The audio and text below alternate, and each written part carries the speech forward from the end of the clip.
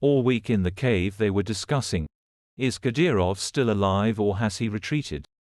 And is it possible for his offspring to beat up prisoners, demonstrating his gangster skills on camera? On Thursday afternoon it turned out that it was possible, because the plump infantryman is alive, meeting with Putin and not even afraid of Abrams. The rumor mongers were put to shame. The chubby guy boarded the plane and departed for Grozny, where his wives, children and other tiktokers are waiting for him. And at this time the country is preparing to celebrate a holiday that will cover everyone on Saturday on the occasion of the annexation of 4 occupied territories, Zaporizhzhia, Kherson region and Ly-Dy. They are putting together a stage on Red Square on which they will sing and dance under a slogan clearly copied from Old Adolf: "One country, one family, one Russia." Howling into the microphone will be the beloved Putlo singer Rastorgev, and those who joined him will be Valeria, Gazmanov, Baskov, Leps, Agutin, Rosenbaum and Shaman. The bald Führer himself should appear at the concert and give a speech that smoothly turns into an orgasmic goiter. Extras for the fancy orgy are already being recruited in full force on specialized sites.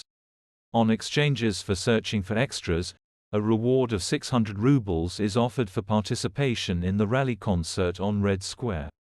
By the way, for a similar event a year ago, spectators were paid up to 1,500 rubles. So there is less money, but the goids are larger and the zigs are longer. In addition to fascist dances in the meadow, the cave is being prepared for nuclear frying. Soloviev is squealing with all his might about the long overdue need to throw something serious into a hostile world. Not only Gurolev, but also Narishkin joins him, and Medvedev generally regularly inflates the atomic toad. A nuclear power cannot lose. Metro stations were ordered to be converted into bomb shelters taking into account the radiation background, and the first all-cave exercises were scheduled for October 3 under martial law, mobilization and destruction of 70% of housing. According to the boy's legend, in Russia, after the completion of general mobilization, martial law was introduced in certain regions. Zones of radioactive contamination also emerged, with the complete destruction of life support facilities for the population and the ruination of 70% of the housing stock. Agree. The conditions of the exercises are invigorating and suggest that the bandits who came to the explosions have fascinated us to the global nuclear level. These are no longer hysterical screams from a television screen. These are practical exercises involving the population and instilling into their skulls the idea of the inevitability of such a scenario. There is a high probability that the Kremlin lads are not joking. On the one hand, part of the system is actively highlighting Navalny, hinting that it has a candidate for a reboot with a retreat from Ukraine to the borders of 1991, but the group holding power, all these Bortnikovs, Petrushevs and other Kovalchuks, are almost mature before the collision with the collective West. Kovalchuk actually suggested exploding a nuclear bomb in the Arctic as a joke, so that the Americans would tense up and come running to negotiate with the lads on new rules under the fence.